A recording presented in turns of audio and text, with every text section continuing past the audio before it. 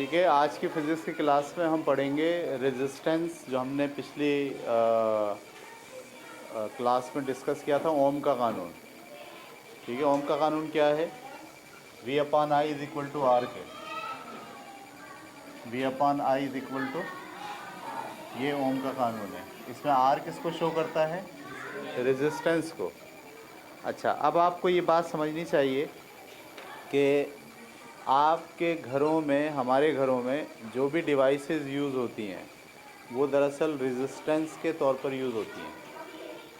जो एक बल्ब है वो एक रेजिस्टेंस है। हम उसको वोल्टेज दे रहे हैं, तार में से करंट गुजरेगा, करंट कुछ रेजिस्टेंस पेश करेगा और उस रेजिस्टेंस की वजह से हमें फ़ायदा होगा। जैसे जो बल्ब है उसमें से जब आप वोल्टेज देते हैं और करंट गुजरता है, तो करंट जब वो गुजरता है फिलामेंट में से, तो करंट को रेजिस्टेंस पेश आती है और वो रगड़ खा के गुजरता है, जिसके नतीजे में हीट डेवलप होती है। सही है। तो हम जो डिवाइसेस यूज़ करते हैं, उन सारी डिवाइसेस में जो करंट गुजार के रेजिस्टेंस से हम काम लेते हैं। जैसे ये पंखा है, जब आप इसको वोल्टेज देते हैं तो इसके अंदर जो भी कॉइल है, जो कुछ भी है, उसमें से करंट गुजरता है। जब करंट गुजरता है तो रेजिस्टेंस मिलती है। उस रेजिस्टेंस के नतीजे में ये घूमता है। याद रखिएगा, हर डिवाइस रेजिस्टेंस के नतीजे में आपको बेनिफिट देती है। सही है। इसका मतलब है हर डिवाइस एक तरह की रेजिस्टेंस है, लेकिन उसका आउटपुट कई तरह से आता है। कहीं हीट की शक्ल में आता है आउटपुट, और कहीं जो है वो घुमाव की शक्ल में आता है आउटपुट। सही है। कहीं लाइट की शक्ल में आता है, हीट का मतलब लाइट वही। तो ये रेजिस्टेंस ही दरअसल काम की होती है। इसलिए ओम का कानून हर डिवाइस में लग रहा होता है। ठीक है। अच्छा, जब आप एक ही सर्किट में एक से ज़्यादा डिवाइसेस लगाते हैं, एक ही सर्किट में एक से ज़्यादा डिवाइसेस लगाते हैं, तो दरअसल एक ही सर्किट में एक से ज़्यादा रेजिस्टेंस लगा देते हैं आप। जैसे मिसाल के तौर पर ये जो कमरा है, इस कमरे के अंदर एक से ज़्यादा डिवाइस लगी हुई हैं। बल्ब भी लगा हुआ है, पंखा भी लगा हुआ है, दो डिवाइस लगी हुई हैं। तो बटन के साथ जो सर्किट बनाया गया है, इसमें ये दोनों डिवाइसेस लगी हुई हैं एक सर्किट में। तो सर्किट में जब एक से ज़्यादा रेजिस्टेंस लगाई जाती हैं, एक से ज़्यादा डिवाइसेस लगाई जाती हैं, तो उन डिवाइसेस का इम्पैक्ट क्या वोल्टेज पे पड़ता है? ये सवाल है इम्पोर्टेंट। क्या उन डिवाइसेस का इम्पैक्ट करंट पे पड़ता है? क्योंकि एक डिवाइस तो आप लगा दो, कोई मसला नहीं है, वोल्टेज उसी डिवाइस पे जा रहे हैं। लेकिन अगर आपने वही वोल्टेज दो डिवाइसेस पे लगा दिए हैं, तो क्या वोल्टेज डिस्ट्रीब्यूट होगा? सही है। क्या वोल्टेज जो है वो बढ़ेगा या कम होगा? उसके क्या इम्पैक्ट डालेंगे? तो ये हमारा टॉपिक है आज का, कि रेजिस्टेंस को जब एक ही सर्किट में जोड़ा जाए तो उसके क्या इम्पैक्ट आते हैं। तो इसको हम कहते हैं कनेक्टिंग रेजिस्टेंस। क्या क्या बोलेंगे इसको आप, आपके पास टॉपिक में?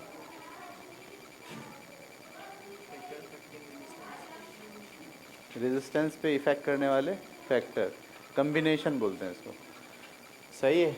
Combination of resistance in a circuit, ये हम पढ़ने जा रहे हैं। Combination of resistors in a circuit. ठीक है। मिसाल के तौर पर हमारे पास तीन बल्ब हैं। अच्छा, आपको जहन में ये बात रहनी चाहिए, रेजिस्टेंस की डायग्राम ये होती है। यानी अगर आप कहीं स्टडी कर रहे हैं बुक के अंदर, तो वहाँ जो रेजिस्टेंस लगी होगी, पंखा लगा होगा, वो पंखे की शक्ल नहीं बनी होगी, ये बना होगा। बल्ब लगा हुआ है तो ये लगा हुआ होगा, ये दिखाया जाएगा। फ्रिज लगा हुआ है तो इस तरह से दिखाया जाएगा। सही है। टेलीविज़न लगा हुआ है तो ऐसे दिखाया जाएगा, क्योंकि टेलीविज़न भी एक रेजिस्टेंस है, पंखा भी एक रेजिस्टेंस है, बल्ब भी एक रेजिस्टेंस है। तो रेजिस्टेंस की ये निशानी है। तो जब आप रेजिस्टेंस को जोड़ते हैं तो दो तरह से रेजिस्टेंस जुड़ती हैं, बिल्कुल उसी तरह जैसे कैपेसिटर में आपने देखा था, एक पैरेलल और एक सीरीज़ में। तो सबसे पहले हम सीरीज़ में रेजिस्टेंस को जोड़ रहे हैं। फ़र्ज़ करें कि ये तीन रेजिस्टेंस हैं, एक का नाम है R1, दूसरे का नाम है R2, ठीक है, और तीसरे का नाम है R3। ये 3 रेजिस्टेंस हैं। इनको इस तरह जोड़ा है कि एक रेजिस्टेंस दूसरी रेजिस्टेंस से जुड़ गई, दूसरी जो है वो तीसरी से, और पहली वाली को आप लाएं बैटरी के साथ जोड़ दिया आपने। ये आपके पास बैटरी है, ये इसका प्लस और ये माइनस टर्मिनल, ये इससे आके जुड़ गई है और ये वाली इससे आके जुड़ गई। सही है। ऐसा जोड़ जिसमें एक रेजिस्टेंस का प्लस टर्मिनल, ये देखो इसका प्लस टर्मिनल है और ये माइनस टर्मिनल है। अगर आप गौर से देखें तो सिचुएशन ये बन रही है, ये इसका माइनस टर्मिनल है और ये वाला इसका कौन सा टर्मिनल है, प्लस टर्मिनल। एक का माइनस और एक का प्लस एक दूसरे से जोड़ दिया जाए। इसी तरीके से ये कौन सा है इसका माइनस और ये कौन सा है इसका प्लस, एक का माइनस एक का प्लस इस तरह से जोड़ दिया जाए। ऐसे जोड़ को आप कहते हैं सीरीज़ में जोड़ा है। आपने सारी रेजिस्टेंस को एक सीरीज़ में जोड़ा है, ठीक है। तो सीरीज़ में जोड़ने से क्या इम्पैक्ट आता है ये हम पढ़ने जा रहे हैं टोटल रेजिस्टेंस पे। मिसाल के तौर पर अगर मैं आपसे कहूँ इसकी रेजिस्टेंस 4 है, इसकी 6 है और इसकी 8 है, तो बज़ाहिर जहन क्या बोलता है, जहन बोलता है कि इसकी जो टोटल रेजिस्टेंस होगी वो 18 होगी। सर्किट की टोटल रेजिस्टेंस कितनी हो जाएगी, 18। क्या ऐसा होता है या नहीं होता है, चेक कर लेते हैं। होता है, ऐसा ही होता है। तो ये वोल्टेज है। जब आप वोल्टेज सीरीज़ में लगे हुए रेजिस्टेंस पे लगाते हैं तो याद रखिएगा ये वाले वोल्टेज डिस्ट्रीब्यूट होते हैं। अगर यहाँ 220 वोल्टेज हैं तो थोड़े वोल्टेज इस पे जाएंगे, थोड़े इस पे जाएंगे और थोड़े उस पर जाएंगे। तो जो वोल्टेज आप दे रहे हैं वो वोल्टेज डिस्ट्रीब्यूट होकर यहाँ चला गया V1, इस पे चला गया V2 और इस पे चला गया V3, ठीक है। अच्छा, करंट सब में से एक जैसा गुजरेगा, यानी जो इलेक्ट्रॉन ऐसे जा रहे हैं यहाँ से, इसमें से भी उतने इलेक्ट्रॉन गुजरेंगे, इसमें से भी उतने ही गुजरेंगे, ऐसा ही है ना। इसमें से भी उतने ही गुजरेंगे। ऐसा तो नहीं कि इसमें से अगर 500 इलेक्ट्रॉन जा रहे हैं तो यहाँ 300 ही बचे, बाकी कहाँ गए, ऐसा नहीं होगा। अगर 500 इलेक्ट्रॉन जा रहे हैं तो 500 इसमें से भी जाएंगे, 500 इसमें से भी। इसका मतलब इसमें से गुजरने वाला जो करंट है वो सेम है। आई तीनों का क्या है, सेम है, ठीक है। तो मैथमेटिकली हम कह सकते हैं कि जो टोटल वोल्टेज आपने दिया है वो बराबर है किसके, जो इनफरादी वोल्टेज टूटे हैं V1 plus V2 plus V3। ये समझ में आती है बात। अच्छा, हम जानते हैं, वी नो, क्या जानते हैं कि V होता है वो बराबर होता है किसके, I इंटू V/I बराबर होता है किसके, R के। अच्छा, अब आपको पता I तो सबका क्या है, सेम, लेकिन वोल्टेज सब पे सेम नहीं है। तो जो R1 वाली रेजिस्टेंस है उसका वोल्टेज का और करंट का रिलेशन ये बनेगा। तो V1 किसके बराबर हो गया, I इंटू R1। तो इसका मतलब ये है कि इस वाले फार्मूले में V तो मैंने ऐसे लिखा है, ये V किसको शो कर रहा है, टोटल वोल्टेज को। ये V1 किसको शो कर रहा है, इस वाले रेजिस्टेंस पे लगने वाले वोल्टेज को। तो ये किसके बराबर होगा, I इंटू R1। ये वाली चीज़ V2 किसके बराबर होगी, I इंटू R2। और ये V3 किसके बराबर होगा, I इंटू R3। ये समझ में आ गई बात आपको। I कॉमन एक जैसा क्यों है, क्योंकि I कांस्टेंट है, एक जैसा जा रहा है सब में, लेकिन R1 R2 R3 अलग अलग है। तो V1 अगर I R1 होगा तो V2 किसके बराबर होगा, I R2 के, और V3 किसके बराबर होगा, I R3 के। तो मैंने ये V1 V2 और V3 की वैल्यू उठाई और इस फार्मूले में पुट कर दी। ये मैंने V ऐसे लिखा, इसमें से कॉमन क्या निकल रहा है, करंट मल्टीप्लाई बाय, ये यहाँ से क्या बचा, R1 plus R2 plus R3। ये बात क्लियर हो गई। V I यहाँ क्या कर रहा है, मल्टीप्लाई, वहाँ जाकर क्या करेगा, डिवाइड करेगा। तो V/I is equal to R1 plus R2 plus R3। ये V क्या है, टोटल वोल्टेज, और ये I क्या है, total current. Total voltage upon total current बराबर होता है टोटल रेजिस्टेंस के। तो टोटल रेजिस्टेंस जो इस सर्किट की बनेगी वो इंडिविजुअल रेजिस्टेंस के मजमूए के बराबर होगी। ये बात समझ में आ रही है आपको या नहीं आ रही? मेरे पास अगर 3 बल्ब हों, कितने बल्ब हों? 3 बल्ब हों। एक बल्ब ये रहा, ठीक है, मिसाल के तौर पर एक बल्ब ये है, इसमें से मैंने 2 तार निकाले। एक बल्ब मेरे पास ये है, इसमें से मैंने 2 तार निकाले, ये। और एक बल्ब मेरे पास ये है, इसमें से मैंने 2 तार निकाले, ठीक है। अच्छा, इसको मुझे बैटरी से जोड़ना है। कैसे जोड़ना है? बैटरी से। तो मैं इस तरह से जोड़ूं कि इसका एक तार पहले यहाँ जोड़ूं, इसका एक तार इससे जोड़ूं, फिर इसका एक तार इससे जोड़ूं, और इसका एक तार इससे जोड़ूं, और फिर ये वापस निकल के कहाँ जोड़े? यहाँ। हम बोलेंगे ये किस में जुड़ी हुई है? सीरीज़ में जुड़ी हुई। किस में जुड़ी हुई है? अच्छा, अब जैसे आप सीरीज़ में जोड़ोगे तो जो रेजिस्टेंस थी, इसकी 4 थी, इसकी 6 थी, और इसकी 8 थी। तो अब इस बैटरी को जो रेजिस्टेंस मिलेगी वो कितनी मिलेगी? वो 18 मिलेगी। जब इस पर 18 मिलेगी बैटरी को रेजिस्टेंस, तो करंट के दौड़ने की जो स्पीड है वो कम हो जाएगी, और ये तीनों के तीनों स्लो जलेंगे। इनफरादी तौर पर अगर जलाऊंगा बैटरी तो तेज़ जलेगा, लेकिन अगर तीनों को सीरीज़ में बांध के जलाऊंगा तो फिर ये तेज़ नहीं जलेगा। ये कैसे जलेगा? स्लो जलेगा। इसका मतलब ये है कि जब भी आप अपनी डिवाइसेस को सीरीज़ में लगाते हो तो उन डिवाइसेस का जो फंक्शन होता है वो कम हो जाता है, या सर्किट की टोटल रेजिस्टेंस इंडिविजुअल रेजिस्टेंस के मजमूए के बराबर होती है। यहाँ तक उतारें आप?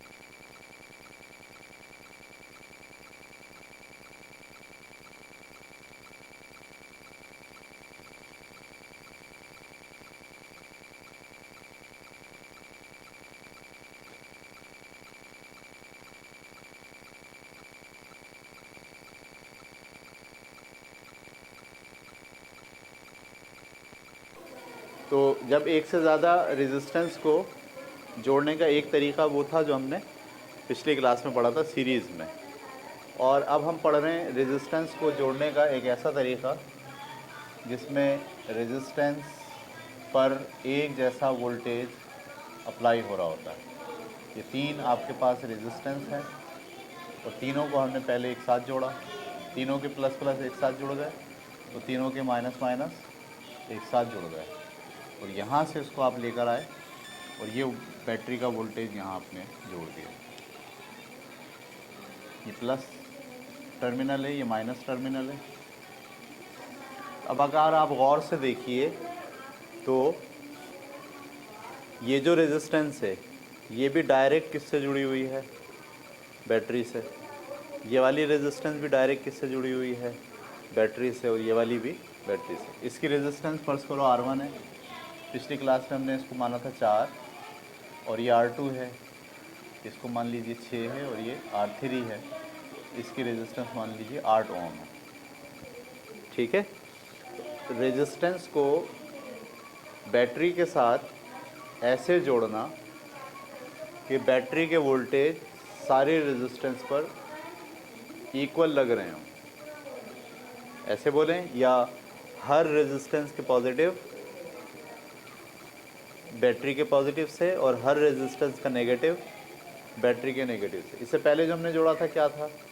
एक रेजिस्टेंस का पॉजिटिव दूसरे रेजिस्टेंस के नेगेटिव से जुड़ा हुआ था, यही था ना। तो वो थी सीरीज़ में, और ये है पैरेलल। क्या फ़र्क है दोनों में, पैरेलल में और सीरीज़ में? उसमें हर रेजिस्टेंस दूसरी रेजिस्टेंस से प्लस माइनस के तहत जुड़ी हुई होती है, और हर रेजिस्टेंस का बराह रास्त ताल्लुक़ बैटरी से नहीं होता। पैरेलल में क्या होता है? हर रेजिस्टेंस का ताल्लुक़ बराह रास्त बैटरी से होता है या टर्मिनल से होता है। तो ये वोल्टेज हैं। अच्छा, जो वोल्टेज बैटरी के हैं वही वोल्टेज इस पर भी लगेंगे, वही इस पर भी लगेंगे, वही इस पर भी लगेंगे। वोल्टेज डिस्ट्रीब्यूट नहीं होगा, क्योंकि तीनों पर बैटरी बराह रास्त अप्लाई हो गई है, इसलिए वोल्टेज डिस्ट्रीब्यूट नहीं होगा। हाँ, अब जब इसमें से करंट चलेगा, ये करंट चल रहा है, जब यहाँ करंट आएगा तो करंट डिस्ट्रीब्यूट होगा, आपके ख्याल में होना चाहिए। अगर 20 करंट जा रहा है तो क्या इसमें से भी 20, इसमें से भी 20, इसमें से 20 जाएगा? भाई 20 जाएगा और 20 जाएगा तो यहाँ से 60 निकलेगा। फिर ऐसे कैसे हो सकता है कि निकले 20 और पहुँचे 60? ऐसा तो नहीं हो सकता ना। तो 20 निकलेगा तो वापस भी कितना आएगा? 20। तो इसका मतलब ये जो 20 गया है इसमें से कुछ यहाँ मुड़ गया, थोड़ा यहाँ चला गया, थोड़ा यहाँ चला गया, तो करंट डिस्ट्रीब्यूट हो रहा है। जो करंट सर्किट का टोटल करंट है वो इसमें जब जाएगा तो क्या बन जाएगा? I1। इसमें जब जाएगा तो क्या बन जाएगा? I2। और इसमें जाएगा तो क्या बन जाएगा? I3। ये बात आपको समझ में आ गई? करंट इसमें होगा डिस्ट्रीब्यूट। अच्छा जी, अब हमको पता ये चलाना है कि ये जो तीन रेजिस्टेंस हमने बांधी हैं पैरेलल रेजिस्टेंस की वजह से सर्किट की कुल रेजिस्टेंस पर क्या असरात हुए हैं। सर्किट की टोटल रेजिस्टेंस क्या हो गई है? बज़ाहिर तो ऐसा लग रहा है इसकी रेजिस्टेंस 4 है, इसकी 6 है और इसकी 8 है, तो ये कितनी हो गई? 6 और 4 10 और 8 18। बज़ाहिर तो ऐसा लग रहा है 18 ओम हो गई, कि सर्किट की जो टोटल रेजिस्टेंस होगी वो 18 ओम हो जाएगी। लेकिन हम चेक करते हैं इसको क्या है। तो इसमें क्या चीज़ डिस्ट्रीब्यूट हुई है? टोटल करंट बराबर है किसके? I1 प्लस I2 और प्लस I3 के। अच्छा, हम जानते हैं, हम क्या जानते हैं कि V/I किसके बराबर होता है? R के। मैं I को यहाँ ले जाऊँ, R को यहाँ ले आऊँ, तो V/R किसके बराबर होगा? I के। अगर मैं कहूँ कि ये I1 है तो जो I1 होगा वो किसके बराबर होगा? V तो सेम है सबका, V ऐसी रहेगा, रेजिस्टेंस चेंज हो जाएगी। I1 किसके बराबर है? V/R1 के। I2 किसके बराबर होगा? V/R2 के। I3 किसके बराबर होगा? V/R3 के। अब इसमें हम पुट कर रहे हैं, इसमें I बराबर है I1 की जगह पे V/R1, I2 की जगह पे V/R2 और I3 की जगह पे V/R3। ठीक है, इसमें से कॉमन क्या निकल रहा है? V कॉमन निकाल लें। वी कॉमन निकल रहा है, यहाँ से क्या बचा 1/R1 प्लस का 1/R2 प्लस का 1/R3।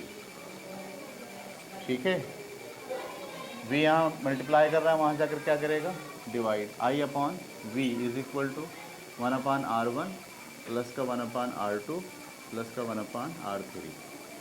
ये आई क्या है टोटल करंट, वी क्या है टोटल वोल्टेज, इनके दरमियान जो रेशियो होगी वो कहलाएगी टोटल रेजिस्टेंस।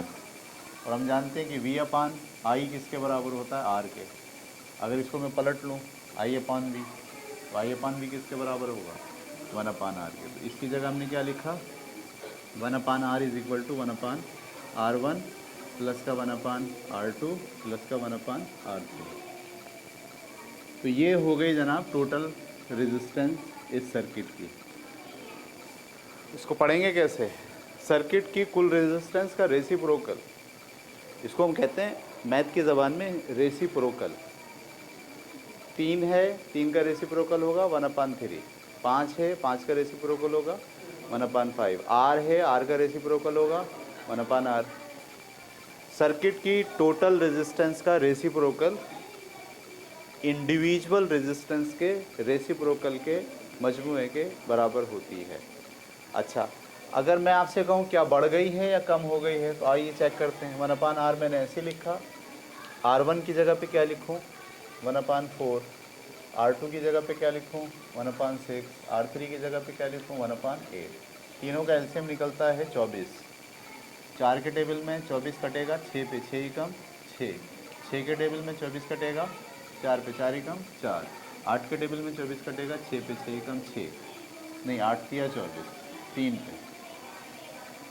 ठीक है, 1/R, 1/R बराबर है 6 और 4 10 और 3 13, 13/24। इसको पलट दीजिए, R बराबर है 24/13 के, ये लगभग आएगा 1.9 ओम। क्या आएगा, ये देखिए अजीब बात कि रेजिस्टेंस का रेजिस्टेंस कितनी थी 4 ओम, इसकी कितनी थी 6 ओम और इसकी कितनी है 8 ओम, लेकिन जो कंप्लीट सर्किट की जो रेजिस्टेंस आ गई वो इनमें से इंडिविजुअल से भी कम है। तो जब भी आप रेजिस्टेंस को पैरेलल लगाते हैं, ठीक है, तो उसके नतीजे में पूरे सर्किट की टोटल रेजिस्टेंस इंडिविजुअल रेजिस्टेंस से भी कम हो जाती है। हम अपने घरों में जब वायरिंग करते हैं ना, ये जो पंखा है ये एक रेजिस्टेंस है, मैंने पहले भी लास्ट टाइम बात की आपसे। ये जो आपके पास इस्त्री आप चला रहे हो ये भी एक रेजिस्टेंस है, टीवी चला रहे हो ये भी एक रेजिस्टेंस है। तो हम अपनी जो वायरिंग करते हैं ना उसमें हर डिवाइस को पैरेलल जोड़ते हैं, सीरीज़ में नहीं जोड़ते। हर एक के पास दोनों तार पहुँचे हुए होते हैं, न्यूट्रल भी पहुँचाते हैं और फेज़ भी पहुँचाते हैं। सही, हर एक अप्लाइंसेस को प्लस माइनस दोनों पहुंचा रहे होते हैं, यानी वोल्टेज सबके सेम होते हैं। इसका नतीजा क्या निकलता है, पूरे घर की जो टोटल रेजिस्टेंस है वो इंडिविजुअल रेजिस्टेंस के मुकाबले में क्या हो जाती है, कम। इसलिए पूरे घर में बिजली के वोल्टेज हर जगह एक जैसे पहुंचते हैं।